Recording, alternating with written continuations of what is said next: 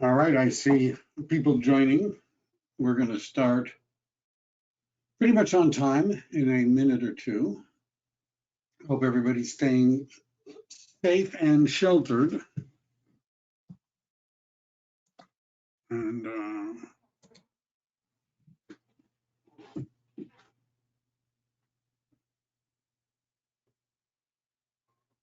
all right. So I'm recording this for those of you that have insomnia. You can reach out to me and I'll be happy to, you'll be sent a copy of the video that you could watch. And the handouts, there's a couple of things that are in the handouts in the side panel in GoToWebinar, and that are things that you could download. I would like to see if those of you are familiar with GoToWebinar, if you can hear my voice, if you could raise your hand in the GoToWebinar hand raising control panel. Let's see, there we go, Monique and Paul. That's a good sign that people are able to actually hear me. So I'm going to go ahead and get started. Now, let me just explain what I see going on. Next Wednesday, I'm going to be doing a special session for which you're all going to be invited about selling real estate in the age of the coronavirus, and more to the point, how to survive and how to prosper in the shifting market that we're likely to come in. And some of what we're going to be talking about in the purchase agreement is going to be looking at what some of the changes might be in the way that real estate agents and buyers are filling out the forms from what they've done in the past. And doesn't that sound exciting? Now, some of this you may already have set up. I'm going to go through the setup part somewhat quickly. We're going to dive into the actual forms. I want to cover some of the particular issues that you might find in them. And to start with, let me just say that you may have heard of something called the DISC profile, D-I-S-C. And the DISC profile means that there are basically personality styles divided into quadrants.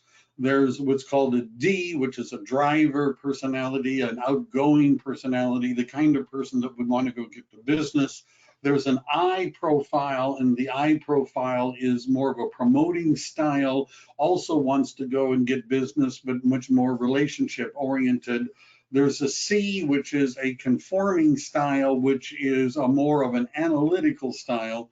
And they would like the business to come to them. And S, which is a supportive style, is also less outgoing, but also more face-to-face. Now, the reason I mention this is because most real estate agents that are successful tend to test in the high D and the high I profiles. And what that means, that the agents that are doing the most business oftentimes are outgoing, driven, results oriented. The zip forms MLDoc doesn't load. It's okay, Wendy, if we will, I don't know about loading it, it's just a PDF file. I'm just giving you a copy. So if there's an issue with any of the handouts, I'll be glad to correct that later. But I'm not going to be able to do that right in the middle of the seminar. Where am I going? All right, so the most real estate agents that are successful are high Ds and high Is. So I've been told many times by real estate agents that their clients don't care about the contract. They don't care about statistics. They just don't care about any of that stuff. They don't care about the details. And my reaction to that is more that you as an agent may not care. However, they might care, because the number of people as a percentage of the population that are high Ds and high Is, depending on who you listen to, is much smaller than the ones that are in the other personality styles. We're in Silicon Valley, right? Isn't that right? Where we may have a preponderance of engineers and people that are more critical thinkers. And so where I'm going is there may be a time when somebody asks you to actually explain the contract. and ask questions. What does this mean? Where do I find that? Where am I protected from this? And it would be good that you could even find those things and to, in fact, not only find them, but be able to explain the contract. That's where we're going. And in order to be successful at doing this and to save a lot of time, the first thing we really need to do is to get it set up. And by getting it set up, if you haven't already done this, and there is a handout, and if there's difficulty downloading it, we'll email it to you. I'm not sure if anybody else is having problems, but it's basically got screenshots that walk you through the process of getting things set up so that it won't take very much time in order to write an offer. The worst thing can be if the clients are with you and they want you to write an offer and you're unable to do it in any timely fashion because you're not ready to write an offer. It kind of looks bad. It sort of indicates that you don't do this very often. So what we want to do is we want to connect your Zip Forms account, the multiple listing service, and RPR. And again, these are hopefully things that you can download. In order to do this, you're going to need to know your NRDS number, your National Realtor Designation System number, which I'm sure you've all memorized, right? Maybe had it tattooed someplace where you can find it. I'm going to show you how to find it. You need to connect MLS Connect. And I'm going to be using MLS listings as an example, but it would work for others. Activate RPR and to set up templates. We're not going to deep dive into the templates and things like that. I want to quickly run through this so that you get everything set up so that it'll save you a lot of time and effort when it comes time to write an offer. So your NRDS number. How would you find your NRDS number? Well, one thing you could do is go to Google and type in, how do I find my NRDS number? And what you're going to find is you're not the first one who's ever asked that question. If you carry your NAR membership card, and frankly, I don't know anybody who does, it's on that.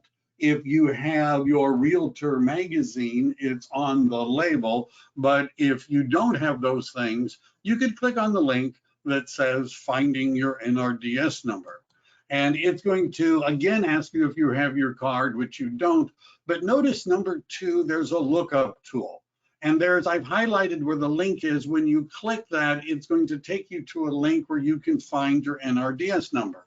In order to do this, you need to know 2 things. 1, your last name, and 2, your DRE number. Now, assuming you know those 2 things, you can click that box and move on where you put in your name and you put in your DRE number. And when you hit submit, it's going to show you what your NRDS number is. Now, that one, by the way, is my NRDS number, so don't use it, but you get the idea. Once you've found this, you want to copy this number into the clipboard of your computer because you're going to need it a couple of times.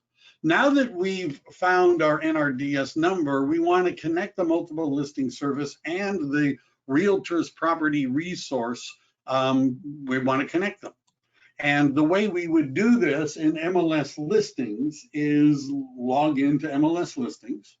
And you'd be looking at something that looks like this, which is the home screen. Notice I've highlighted my information, right? Where you click on that, and what it's going to do is it's going to show you your business information. And when it does that, it's going to give you a choice to edit. Now, if you're looking, see where it says I've highlighted NRDS number. Chances are, if you haven't done this before, that's going to be blank. And if it's blank, what you're going to do is click on edit, and you're going to paste your NRDS number into that space. And then you're going to paste it in, and then you're going to click on save. So at this point, it's going to ask you to confirm this. At this point, you've put in your NRDS number. I wish that wasn't coming up. I don't know why it's doing that, but anyhow, now that we've done that, We put our NRDS number under my information. We now want to connect zip forms to to RPR, and we do that through that NRDS number. So you would want to go to the home screen and click on RPR record search, at which point, if you've never done this before, it's going to ask you to register. And in order to register, you're going to need to know your NRDS number. And you put that in, you type in your basic information, you give it a password. I'm surprised at how many agents haven't actually used RPR. It's going to ask you to choose your state and your MLS. MLS listings is on the list. And then you're going to click on finish after you've agreed to all their terms and conditions. So this is what you would select. So at this point, we've activated RPR. We've connected MLS to our NRDS number, and now we can go into car.org and into zip forms. And once we're there, if you've never done this before, you need to register. Hopefully you've done that, and guess the number you're going to need in order to register, and that's your NRDS number. And you put that in plus your last name and hit submit. It's going to ask you to verify your email, you send the code, and now I assume that you've been able to do all that and you can log in. At this point, what you want to do is go to zip forms, click on access now, and this will pop up and you're going to click on continue. And when you are there, you're going to want to go to your profile. And when you click on the profile, it's going to show you the office and that sort of thing. But we also want to we want to go to the profile and settings. And once we've done that, it's going to give us a bunch of different things to choose from, including about me and security, but settings is the one we want to look at first. Well, let's start with about me. How about that? Right? Because that's where the red bar is. You want to make sure it's got your information the way you would want it. This is going to appear on forms and things like that. As you scroll down, this is just an example of an email signature. You can put in your name. Notice you could put in a logo. You can put in all sorts of different things. You can see across that links and pictures. So you can trick out your email signature. This is somewhat important because as you're sending documents back and forth to people, they're going to see this, right? And the default one doesn't look all that hot, but you might want to, make your signature look the way you would like it. When you've done that, you've got your information. You're going to click on save. It doesn't automatically do that. And now we're going to go to offices, which may sound like a strange place to jump to, but you want to make sure it's got the name of your office and the office address and that sort of stuff is correct. You then, if it is, you click on save. Sometimes agents have changed offices and it's still showing the old office, and they ask me, how do I make it show my current office? And that's how you do it. The next thing we're going to do is look at settings. I knew that was coming. And you want to make sure the time zone is right. And then if it is, click on save. And you also might want to auto save. Now, the 5 minutes, I think, is the quickest save. But if you don't do something in auto save and you forget to save a document and you click out of it, you lose everything that you've done. And I do that too many times. So I like it to auto save regularly. It says import template data. When a template is applied, you want that. If you use their mortgage calculator, you could put in the default interest rate. Who knows what to put in today? And now that you've done that, we've got our settings ready. Now that we've got our settings ready, the next thing that we can do that'll save us a lot of time when it comes time to write an offer is to put together templates. So when you're in zip forms, click on templates, And you're going to want to, at a minimum, at least to start with, create a template for buyers and a template for sellers, a listing template and a purchase template. Now, as the market shifts, and I'm going to be doing a series on the shift, you might need a notice of default template. You might need a short sale template. You might need a bankruptcy conservator receivership template. There are a lot of different kinds of templates. And by taking a few minutes to create a template, it's going to save you a lot of time. So how would you do that? Well, you would start by clicking on New under Templates, and it's going to ask you what kind of template. We're doing the purchase agreement today, so we're going to click on that one. You would enter the template name. It could be basic buyer template, Mike's buyer template, whatever turns you on, and you're going to let it know that it's a residential template. And you might want to automatically apply it every time you create a new transaction.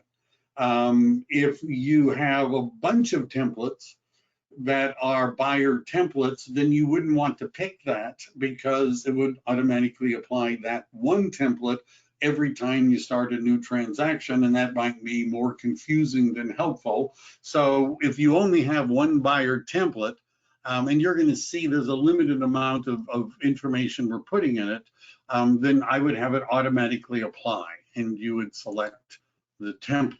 So buyer template, residential, and either automatically apply or pick the template once you've created a transaction. And assuming you've set that up, you would then click on Save. Again, all of these screenshots will be available. I've made a video, by the way, on my YouTube channel going through this. So that's why I'm going a little bit fast, because some of you may have already set this up and be sleeping already. So you should have two templates when you're done, one for the buyer and one for the seller. And one of the things you want to do is you open the buyer template by clicking on the green R or clicking on the little blue drop-down menu. And what you want to do is open the template up, and we're going to add some documents. So some of the documents that you might want to add, and you could look at all of the documents and pick out some. You may or may not want to use the cover sheet. Now you can do most of that in what's called parties, but you're going to want a purchase contract, the agent's AVID. There's a bunch of documents, so you would click on that and click on Add Document. And at that point, you would click on Add a Form. And then here's a list of different documents. I oftentimes put in a cover sheet, though I don't use it as often as I used to, the purchase agreement, the agent's AVID. And by clicking on that, after you've done those basic ones, the RPA, the AVID, you may want to put in a contingency removal, but a lot of the other documents that you might include in a purchase agreement, like a seller in possession or the contingency removal, when you check on the box in the purchase agreement, it'll automatically load that document. So you can get away with just having the residential purchase agreement and your AVID because it'll add the others. The other thing you might want to do is click on that drop-down icon where it says CAR. And when you do that, it's going to show you a list of libraries. And notice that one of the libraries is the California EPUBs. And with California EPUB, it sounds like an electronic bar, I don't know, something like that. But when you click on that, it's going to show you this block of different kinds of disclosure documents, the environmental hazards booklet, the Protect Your Family from Lead book, the energy rating pamphlet, the homeowner's guide to earthquake safety, the earthquake hazards report, the homeowner's guide signature page. And then there's also, if you want to throw in cybercrime and water conservation flyers, which you can include. Now, the reason you might want to add those documents to your template is because if you're representing a buyer, chances are really good that the seller is going to provide you with a receipt form for your buyers to sign that says they received all these documents. But I happen to know from experience, because I help a lot of agents with their transactions, that although oftentimes this form gets signed by the buyer and the seller and the agents, the documents, the disclosures, the pamphlets are never actually given to the buyer. And what may be shifting is the idea that buyers may want to back out. And if the property, by the way, was built before 1978 and you do not give them the lead-based paint booklet, the buyer has an absolute right to cancel that contract. It doesn't matter that they remove their contingencies. It doesn't matter what the contract says. This is a right that cannot be waived.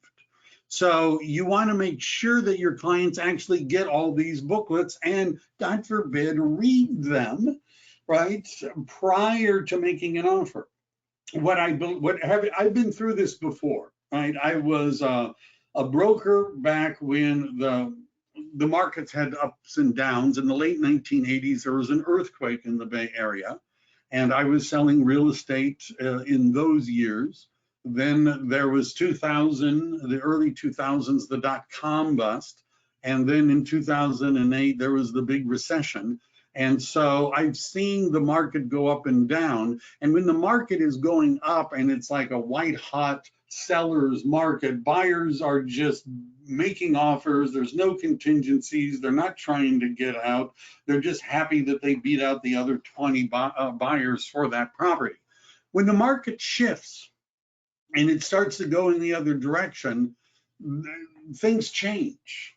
And buyers are going to be much more likely to want to read the booklets and consider what they're doing and have contingencies and all that other stuff that we really haven't been doing as much of.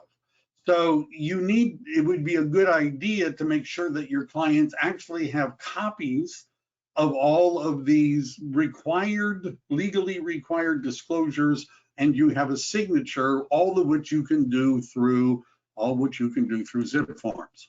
So what I do in my template is I create a folder, and in the folder I call it environmental docs, because I'm not good at coming up with fancy names. And once I've done that, I put all of those environmental documents into that folder, so it's in the template. So every time I launch that template, those booklets and the signing sheet are already part of my zip forms package. Now, we also want to do something with parties. We could click on parties here, or we could do it in the cover sheet. And what you want to do, if this is your buyer's template, you can do this either under parties, or and we're still in the templates, or under the cover sheet. Whatever you do in the cover sheet will get automatically transferred into parties. Put in your broker's name, the broker's DRE number, address, your name, your DRE number, your email address. That's important that you do this, because every time, if you don't set this up in the template, it means every time you write an offer, you're going to be manually typing this information in. And what you don't want to do, and I've watched new agents that haven't done any of what I've talked about before, and they want to write an offer, and it's taken me more than an hour for us just to get to the point where we can write the offer, because they haven't connected anything, they haven't filled out anything, and they're looking up their office DRE number, they're trying to remember their DRE number. It's a way better to do this in advance. Now that we've done that, we do the same thing for the listing side, which I'm not really going to spend much time on, because that'll be another class, right? But you do one you save the templates, so you have a template for buyers and a template for sellers, and then you have activated everything and you're good to go. Now, I want to demonstrate how this works. So what I've done is I picked a listing, an active listing, although hopefully it may be sold today, although if you've got a buyer, it's not too late. And let's say you're writing an offer on my listing in Willow Glen on Sandra Drive. So you're looking at it. And what you're going to want to do if you're going to want to write an offer is you want to go to the MLS number and copy it. Now, what I'm doing right now only works if let's say you're a member of MLS listings and the listing is in MLS listings. I also have a listing that is in Oakland. So that is in a different MLS. They synchronize, but it's a different MLS. It has a different MLS number. The import that I'm going to show you doesn't work for other MLSs. I will show you how to import information from the other MLSs, but if it's an MLS listing, this works pretty good. So we've copied our MLS number, right? We've copied it. Now that we've done that, why don't we write an offer, right? So what we're going to do is we're going to go to the California Association of Realtors, and we're going to log in. And I have quite a few logins for different agents. How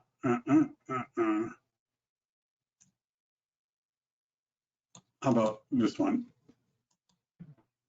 So we're going to log in, and we're going to go to Zip Forms, and it's validating my membership. I like to be validated, and we're going to click on this, and let me just make this so I can see it better. All right.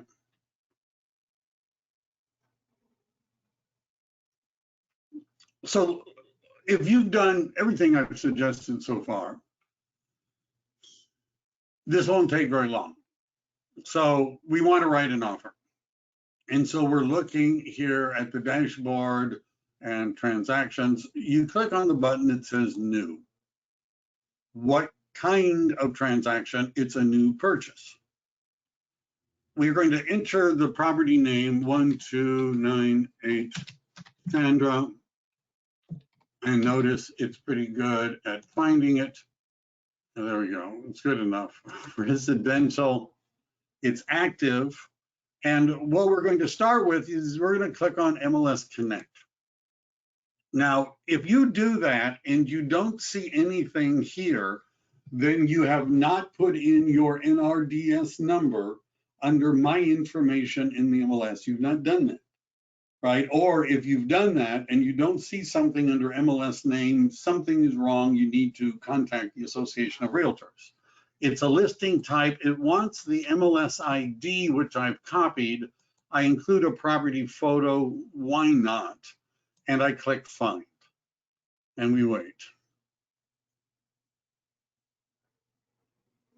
And now Zip Forms is finding it. There's a picture of the beautiful house.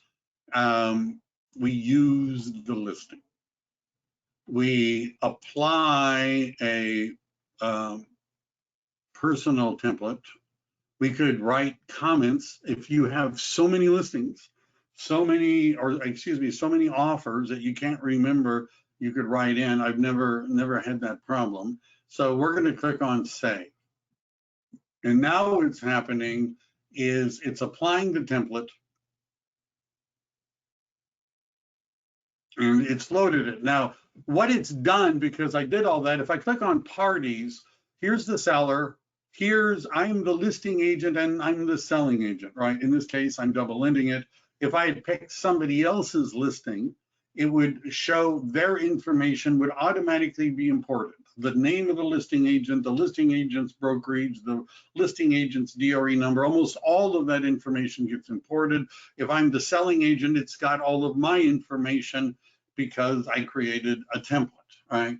Also, if I go down, here's the seller's information, which is included in, it's automatically imported. So what I have to do now is simply add my buyer's information into this transaction. I click on buyer one. Now, if you have a address book, like for example, Google or Microsoft or Yahoo or one of these others, and they're in Google, you can go through this and let's just let it do this. And it's starting to show me I have way too many. But what you could do is I'm going to just go back here to contacts, and I have way too many contacts. So what we can do is I'm going to just here. How about this? These are the different. So we're just going to. The other possibility is just type it in. So we have Billy buyer, and I'm doing this just to demonstrate that nobody's perfect. Billy buyer and BBUYER at AOL.com, let's say, is the email. Now, you don't need to fill out anything else. You don't need to put in the street address, the city, the state.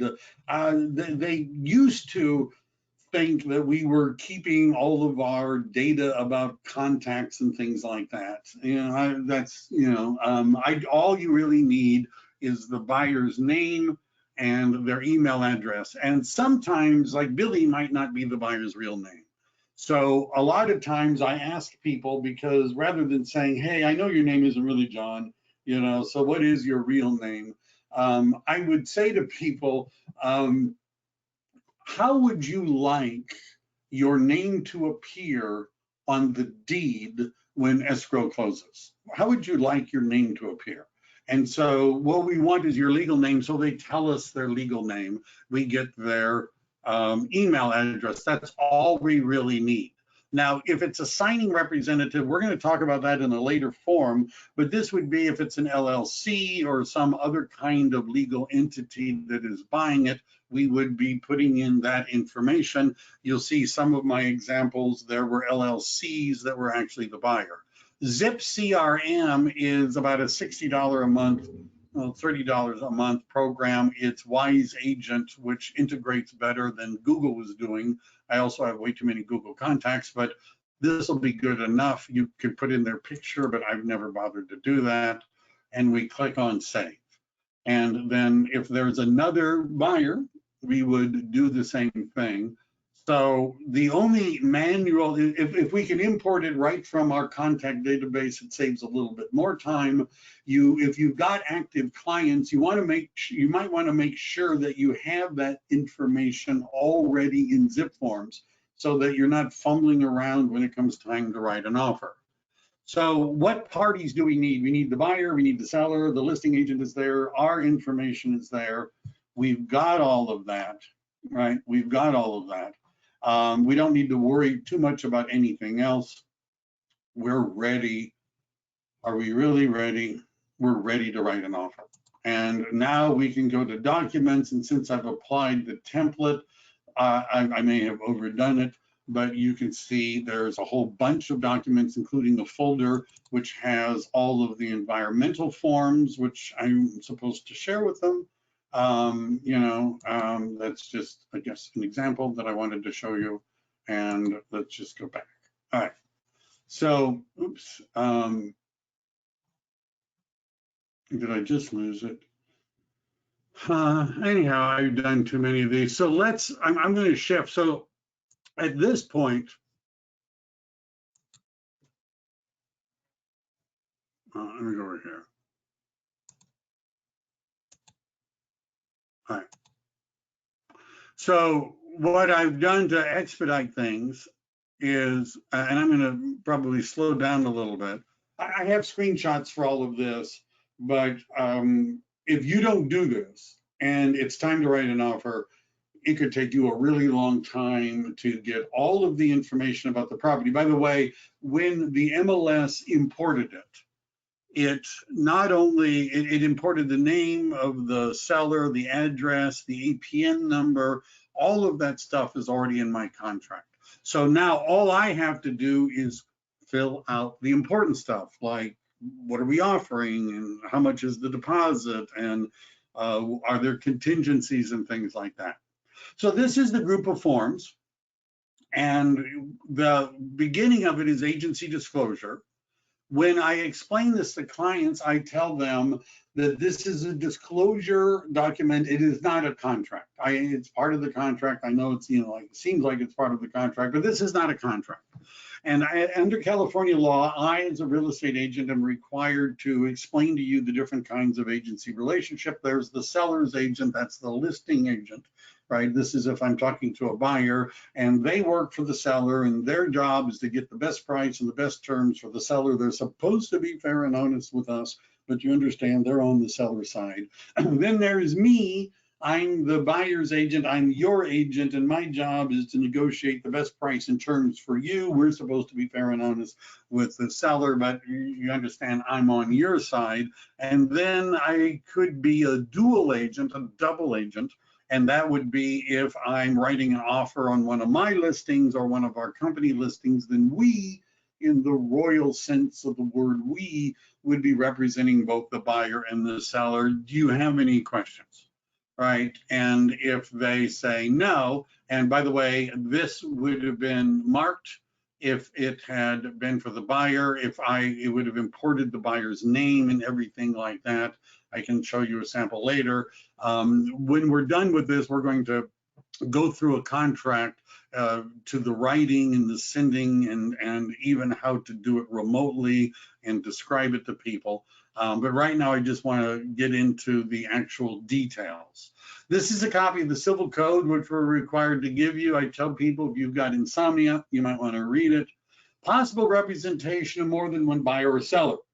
What this means is that I or my office might be writing offers on the same property that you are.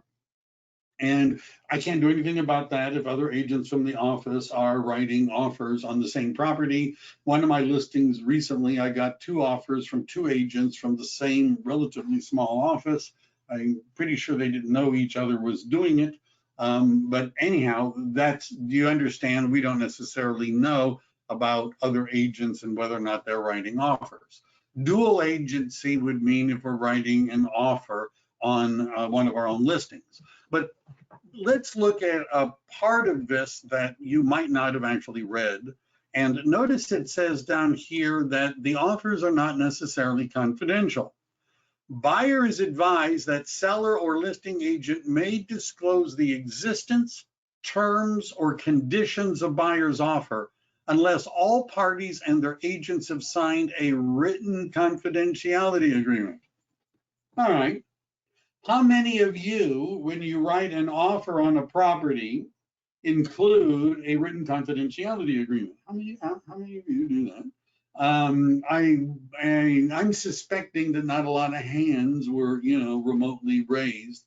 And then there's the question, where would you find a written confidentiality agreement? My God, where would you get one of those that you could use? And the answer is there's one in zip forms. So one of the things that I tell buyers when I'm representing a buyer is you need to understand that the listing agent might shop your offer, might tell other people about what your terms are and how much you're offering, but I'm going to protect you in a way that other agents generally do not, and we're going to have them sign a confidentiality agreement up front. Now, there's 2 reasons why this isn't done more often these days. Number one, many real estate agents have never read this form, right? They've never read this paragraph, and many real estate agents think that it is illegal or unethical for listing agents to tell selling agents, buyer's agents, what offers they have and how much they are. That is actually not true.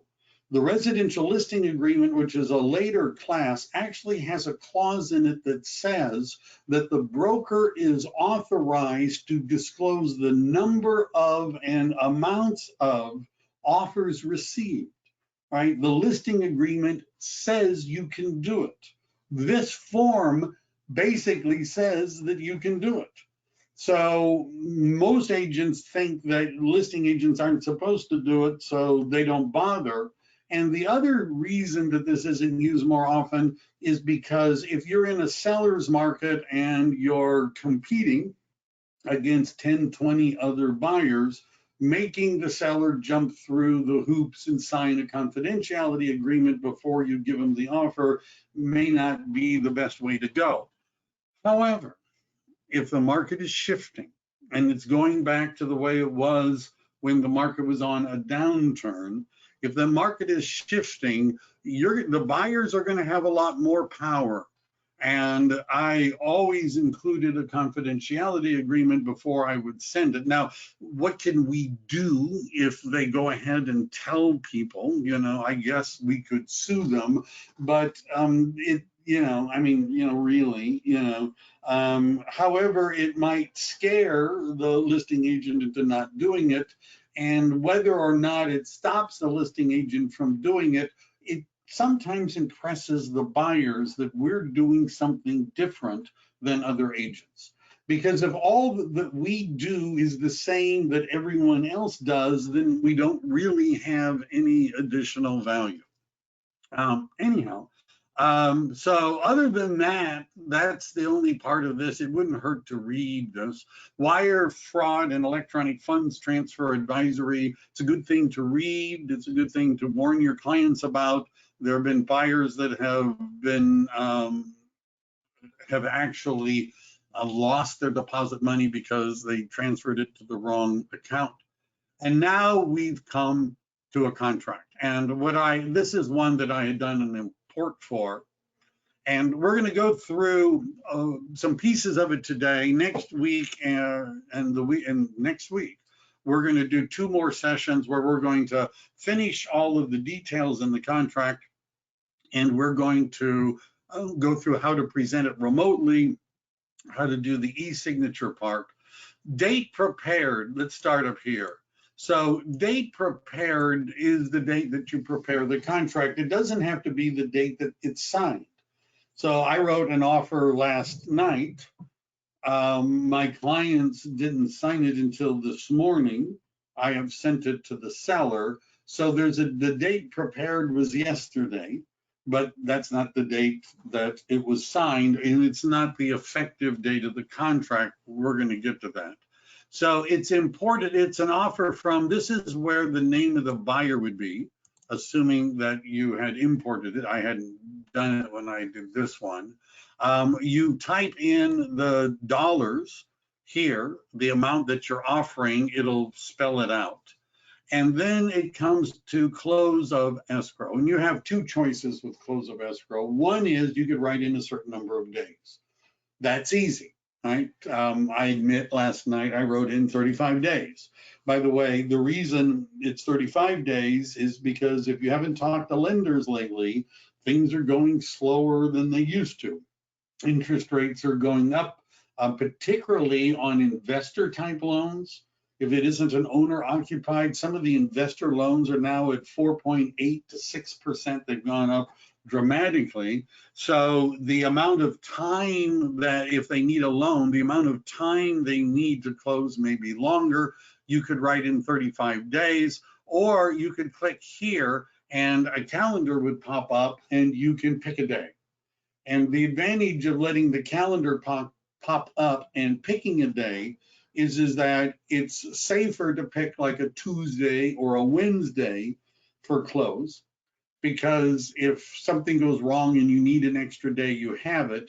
Monday is a little harder to close on because the loan needs to fund in order for it to close. And sometimes the lenders can fund Monday morning. Sometimes they want to fund the day before, which would be Friday, which means the buyer's paying interest over the weekend. And I've had people calculate how much that is, and they were, unhappy about it. Notice it says brokers are not parties to this agreement, right? We're going to talk more about that as we go through it.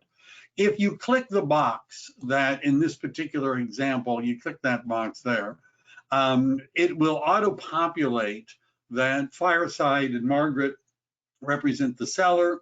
This is just a listing I picked as an example.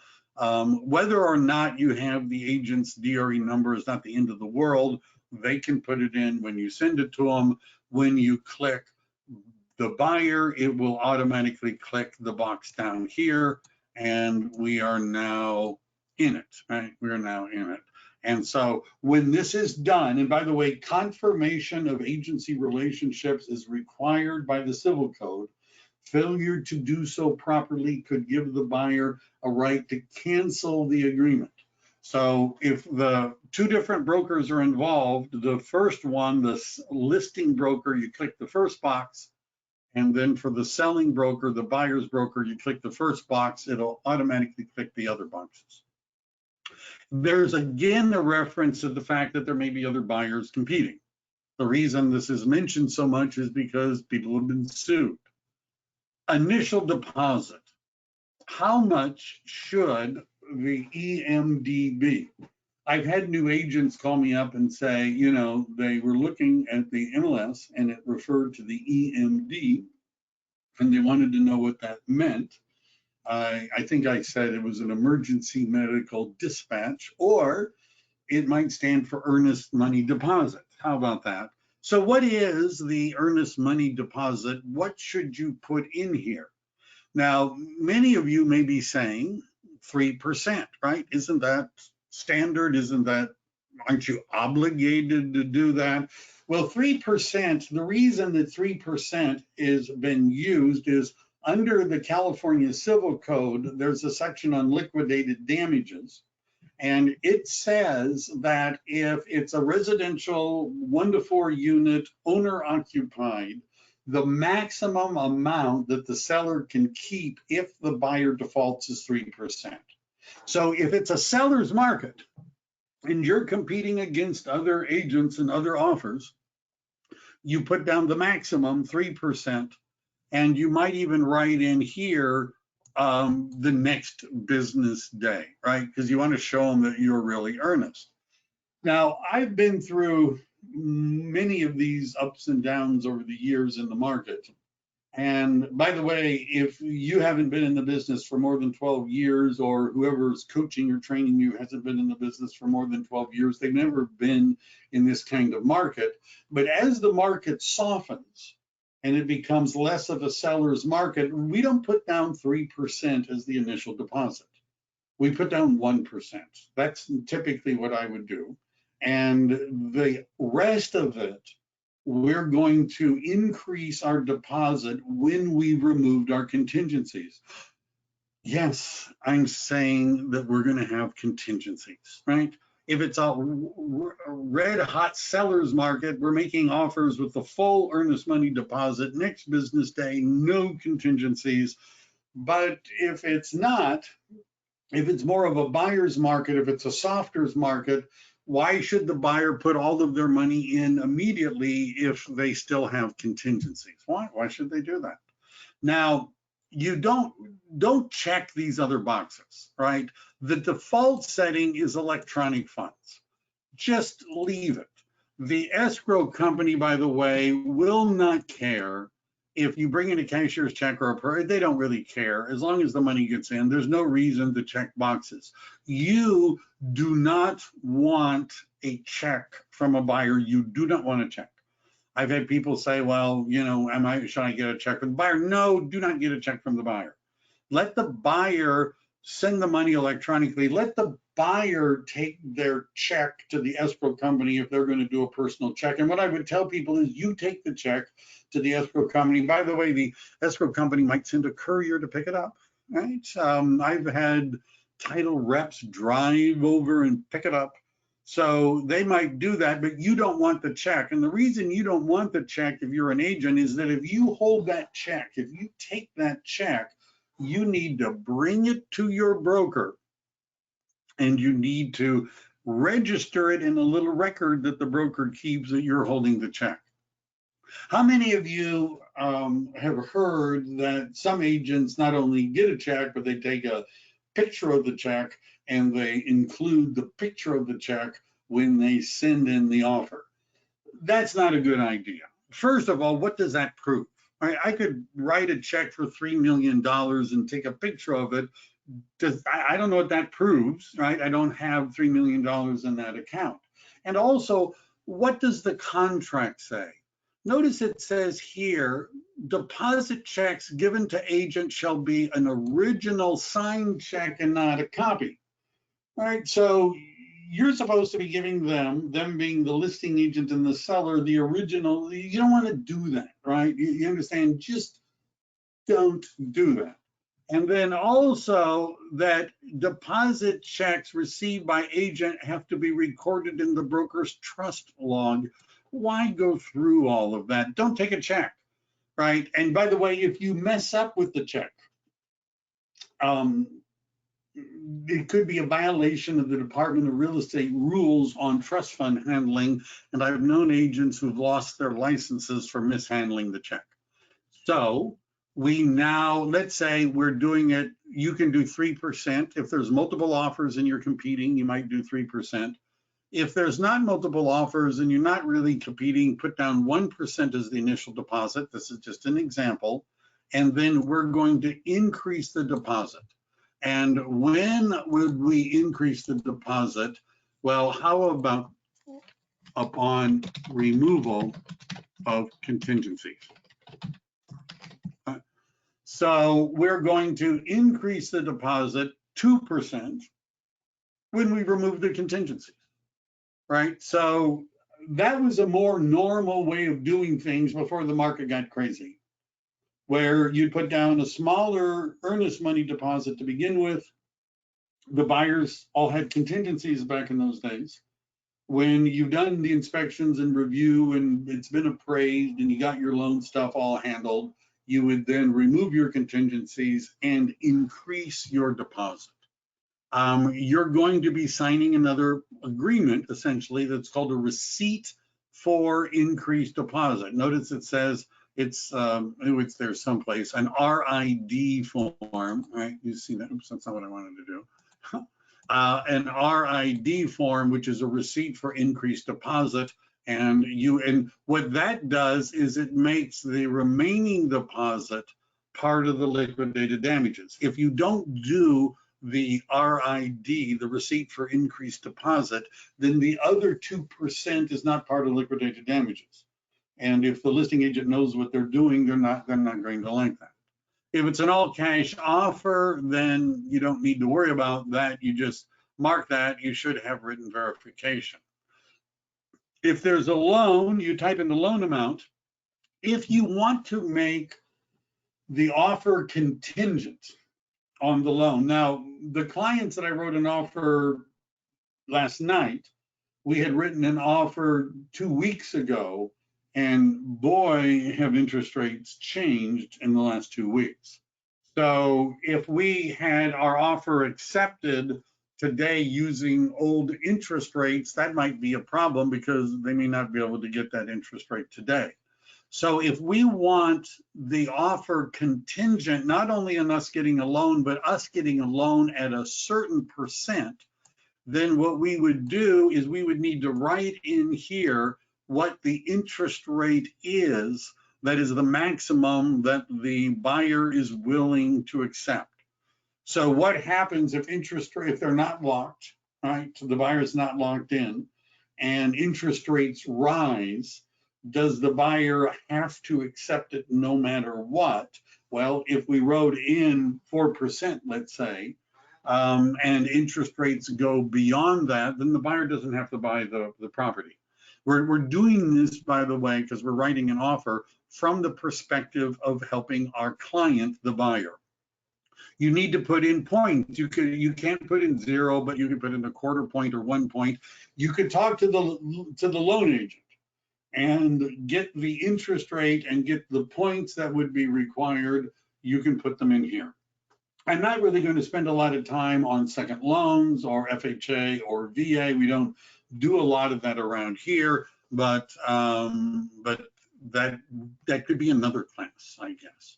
A balance of it. So if you've been filling this out, all of this is going to add up, right? And it should down here have the same number that you put up here. And if all that's true, we go on to page number 2. Verification of down payment. Now, what we're going to be doing as we're going through the purchase agreement is we're looking for shalls, right? We're looking for shalls, not shells, but shalls. I'll give you an idea.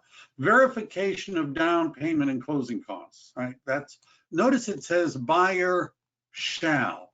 right? That's what I mean by shall. Within 3 days, deliver to seller written verification of buyer's down payment and closing costs, or it could be attached.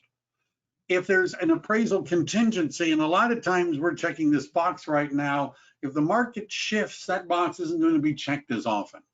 And it says that the buyer shall, as specified in 14B, 14B is the contingency removal time, in writing, remove the appraisal contingency or cancel the agreement within, and 17 days or whatever you want to write in. You could talk to the loan agent and ask them how long is it going to take to get an appraisal, particularly these days with the shelter in place and all that other kind of stuff. Oh, let me see if I have a question. Will there be a recording of the meeting? Yes, there is a recording of the meeting. And for a nominal fee, I'll give you a copy. All of you should, by the way, be getting afterwards a link to the recording. So then you would put in how loan agent says I can get it done in 10 days, put in 12, give it a little bit of time. Sometimes appraisers are a little bit late. We do this. Loan applications, it says buyer shall deliver to seller a letter from the buyer's lender, assuming you don't already have one.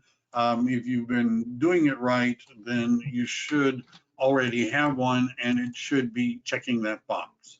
So normally you want this box up here under H for a verification of down payment and closing costs. You want that checked, and you want the box checked that says the letter is attached.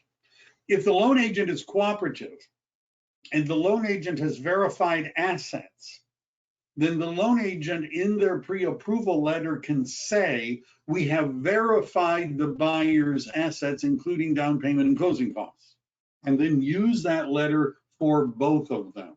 If you don't have a loan agent who's done that and it's not in the letter, then screenshots of bank statements, stock portfolios, if they have stock anymore, that sort of thing would be an example. Loan contingency, buyer shall act diligently and in good faith to obtain the designated loans. Buyer's qualification for the loan specified above, and in addition to looking for shalls, right? Every time it says in the contract, buyer shall or seller shall, that shows you an obligation under the contract for the buyer and the seller to do something. The other thing you're looking for is this phrase, is the contingency of this agreement. So if there's a loan contingency, the buyer's qualifying for the loan specified above, and above means on that other paragraph where we're putting in the interest rate, it's a contingency of this agreement. So if you don't put in an interest rate, here, there's an argument to be made that your client is willing to buy the house no matter what the interest rate is, no matter what. As long as it just doesn't, if they can qualify for 6%, they have to buy it anyhow as a result of this. But if you put in 4% is the maximum interest rate and there is no more 4% loans at the time, they don't have to buy it. If there's no appraisal contingency or it has been waived or removed, then failure of the property to appraise at the purchase price does not entitle buyer to exercise this cancellation right. So appraisal and the loan are two different contingencies. I've had agents say to me, well, if it doesn't appraise, they're not going to get the loan. So isn't that the same thing? No, not exactly. Because the fact that it doesn't appraise doesn't mean they didn't qualify for the loan. You need appraisal as a contingency. Buyer's contractual obligations regarding the down payment and closing costs are not contingencies of this agreement. So if the buyer doesn't have, you understand you need more than 20% down or 10% down. If it's a 20% or 10% down loan, you need more than that, because there's other costs involved. And if the buyer doesn't have that money and they can't close, that's not a contingency. And that means they could lose their deposit. 21 days, that's kind of a long time in a normal market, but right now it's taking longer, right? It's taking longer for lenders. And so this is a conversation you'd have with your loan agent. When would you feel confident that you can remove the the loan contingency? And the answer is once the underwriter has blessed the agreement, once the underwriter has said, we're good to go. So one of the things you might want to do is see if you can get DU, desktop underwriting, get it submitted to the underwriting in advance. Buyer shall, in writing, remove the loan contingency or cancel this agreement. If there's an appraisal contingency, removal of the loan contingency does not remove the appraisal contingency. Remember, those are two separate things. If you check this box, there's no loan contingency. I'd be very careful these days about checking that box. If your buyer actually does need a loan, things are crazy out there and the ground is shifting. Lender limits on buyer's credit. So any credit to buyer from any source for closing or other costs that is agreed on shall be disclosed to buyer's lender. You probably, hopefully you knew that. If the total credit allowed by buyer's lender is less than the contractual credit, the contractual credit shall be reduced to the lender allowable credit. And in the allowance of a separate agreement by the parties, there's no automatic adjustment in the purchase price to make up the difference. All right. So let's say that we ask for the seller to give the buyer $15,000 of credit towards closing costs. $15,000 credit towards closing costs. And the buyer is buying in Santa Clara County, which is a seller paid county. So the seller is paying title and escrow. There aren't a lot of points in the loan, and the buyer only has $10,000, let's say, in closing costs.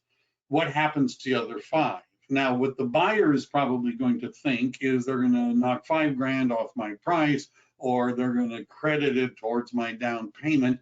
No, that's not what's going to happen. What it says is that whatever the lender will allow is all that they can use. And if there's more in the contract than the lender will allow, that money is just gone.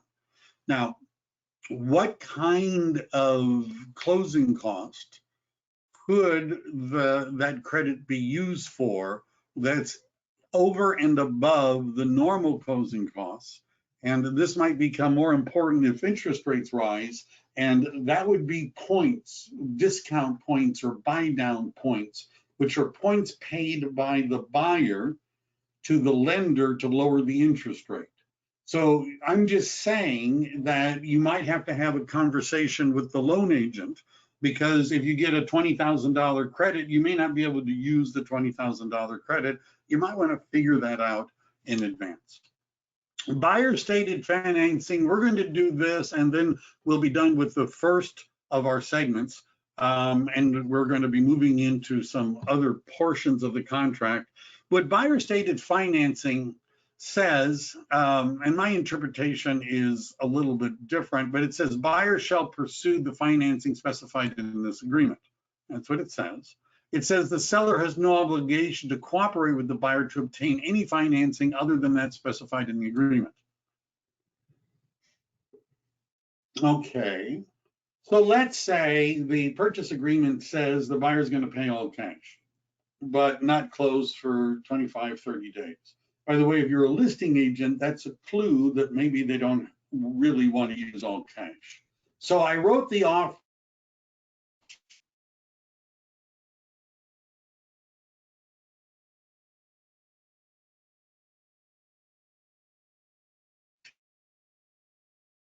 pursue the financing specified in the agreement, but financing is supposed to be all cash. Essentially, what this is saying, in my interpretation, as long as you close on time, as long as you don't need the cooperation of the seller, you can do kind of whatever you want. as long as you close on time. If changing the financing, so for example, the offer was an 80% loan with 20% down, and then it becomes a 90% loan with 10% down. First of all, when would the listing agent, when would they even know that you've done this? Well, chances are they're never going to know until they